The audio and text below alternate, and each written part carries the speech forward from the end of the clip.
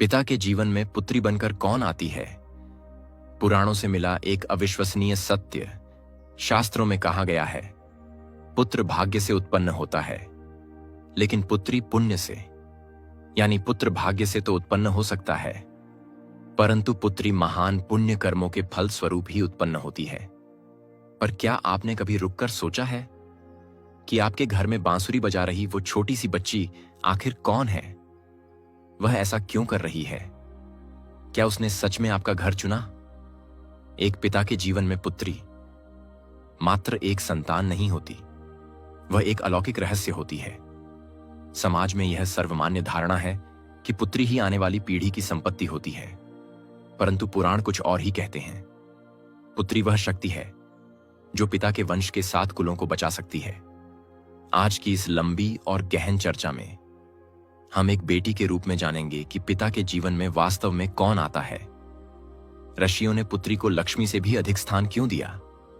अंत तक वीडियो देखें, क्योंकि अंत में गरुड़ पुराण से जुड़ी ऐसी जानकारी दी गई है जो आपकी बेटी के प्रति आपका नजरिया हमेशा के लिए बदल देगी।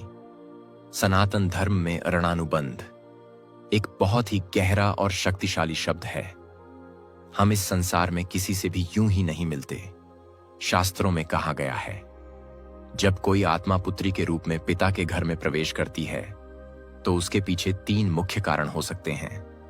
पहला, सद्गुण का पुरस्कार। यदि एक पिता पिछले जन्म में बहुत परोपकारी और दयालु थे, तो एक पवित्र आत्मा उनकी सेवा करने के लिए बेटी बनकर उनके घर आती है। दूसरा, अपूर्ण प्रेम। कभी कभी पिछले जन्म का कोई प्रियजन जिससे आत्मा का गहरा जुड़ाव होता है, वही बेटी बनकर उस अधूरे प्यार को पूरा करने लौटती है। तीसरा, वंश मोक्ष। पद्म पुराण के अनुसार यदि किसी वंश के पूर्वज मोक्ष की प्रतीक्षा कर रहे हों, तो उस वंश में एक आत्मा पुत्री के रूप में आती है, जिसका सद्गुण 21 पीढ़ियों को मुक्ति दिला सकता है।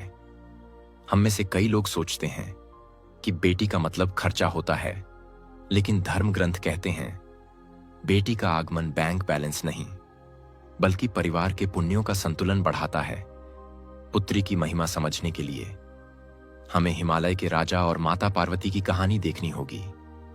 हिमालय के राजा पर्वतों के स्वामी थे, लेकिन उनके हृदय में शांति नहीं थी।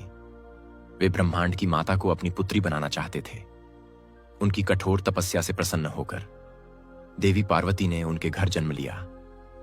हिमालय राज जानते थे कि उनकी बेटी साधारण नहीं है, और जब पार्वती की विदाई का समय आया तो उनके आंसुओं से पूरा ब्रह्मांड द्रवित हो उठा। इसे दुनिया का सबसे कठिन काम कहा गया है, क्योंकि उस क्षण एक पिता जानता है कि वह सिर्फ अपनी बेटी को नहीं, अपने भाग्य, अपनी लक्ष्मी को विदा कर रहा है। एक पिता जो अपनी बेटी का सम्मानपूर्वक पालन पोषण करता है और उसे योग्य हाथों में सौंपता है, वह ब्रह्मलोक का अधिकारी बनता है। यह है पुत्री का उपहार। हमारे समाज में एक गलत धारणा है कि बेटी दूसरों की संपत्ति होती है, लेकिन ब्रह्म वैवर्त पुराण इस विचार का खंडन करता है। वह कहता है बेटी पिता की ही संपत्ति होती है। एक बेटी अपने पिता की सुरक्षा कवच होती है, जो उसे बुढ़ापे में और कठिन समय में टूटने नहीं देती। एक पुत्र वंश को आगे बढ़ाता है, लेकिन एक पुत्री 2 वंशों को जीवित रखती है। शास्त्रों में पुत्री को आश्रम कहा गया है, अर्थात जिसकी छाया में पिता को शांति मिलती है। ध्यान दीजिए, जब कोई पिता दिन भर की मेहनत के बाद घर लौटता है और उसकी बेटी मुस्कुराकर पापा कहती है, तो उसकी सारी थकान पल भर में खत्म हो जाती है। यह कोई साधारण रिश्ता नहीं है, यह आत्मा का जुड़ाव है। हिंदू विवाह में कन्यादाता यानी पिता का स्थान सर्वोच्च होता है, क्योंकि वह केवल बेटी का नहीं, बल्कि अपने अहंकार और मोह का भी त्याग करता है। गरुड़ पुराण के अनुसार उस समय पढ़े जाने वाले मंत्र पूर्वजों को प्रसन्न करते हैं और उन्हें उच्च लोकों में स्थान दिलाते हैं। जिनके पास पुत्री नहीं होती, वे इस महान पुण्य से वंचित रह जाते हैं। इसलिए पुत्री होना ही सर्वोपरि है। आधुनिक विज्ञान भी मानता है कि पिता और पुत्री का रिश्ता सबसे गहरा होता है। जब पिता अपनी बेटी से प्रेम करता है तो उसके मस्तिष्क में ऑक्सीटोसिन बढ़ता है, जो उसकी खुशी और आयु दोनों को बढ़ाता है। आध्यात्मिक विज्ञान कहता है पुत्री शक्ति का प्रतीक है। जहां नारी का सम्मान होता है, वहां कोई दोष नहीं टिकता।